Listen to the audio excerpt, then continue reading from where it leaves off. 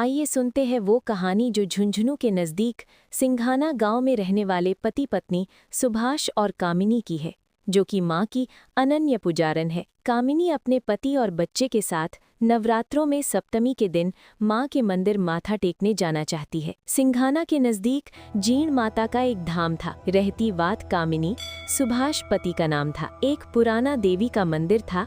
बाहर गांव के पूजते थे श्रद्धा से नर नारी। जहाँ पे गांव के 1.5 साल का बच्चा था, इकलौता उनका नौनिहार की खातिर भगवती को पूजते थे 100 साल। आए नवरात्रे तो मेला माता के मंदिर में लगा। सप्तमी का दिन था।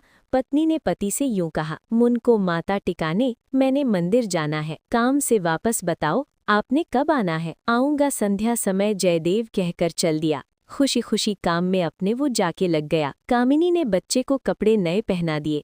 सब इकट्ठे पूजा के सामान उसने कर लिए। कामिनी माँ की जितनी बड़ी भक्तिन थी, सुभाष भक्ति से उतने ही विमुक्त थे। उन्हें मूर्ति और मंदिरों पर जरा भी आस्था न थी। वे इन्हें बेकार और बेजार पत्थर की मूर्तियां समझते थे। संध्या को सुभाष घर आए तो घबराए हुए काम से व्याकुल थे। दोनों हाथ फैलाए हुए काम बोली, सुनी इंतजार, चलो माँ के दर्शनों को, मैं तो बैठी हूँ तैयार। बोला झुंझला कर पति, मैं थक गया हूँ काम से, चलूंगा फुर्सत मिलेगी जब मुझको तो आराम से। पत्थरों की मूर्तियां तो ये सभी बेकार हैं, इनकी भक्ति करने वाले भी सभी मक्कार हैं। कामिनी ने हाथ जोड़े शांति से फिर यूं कहा, भगवती ही जाने स्वामी, आपको क्या हो गया। जग जननी मैया को ए नाथ न पत्थर कहो, जिनका है विस्तार जग में उनसे तो डर कर रहो। कामिनी की जिद के कारण जयदेव बच्चे को लेकर चल तो पड़ा, लेकिन वो खुद और बच्चे को का हार पहना हुआ है और मंदिर के अंदर बहुत भीड़ है। झगड़ा करके दोनों बच्चे को लिए और चल दिए।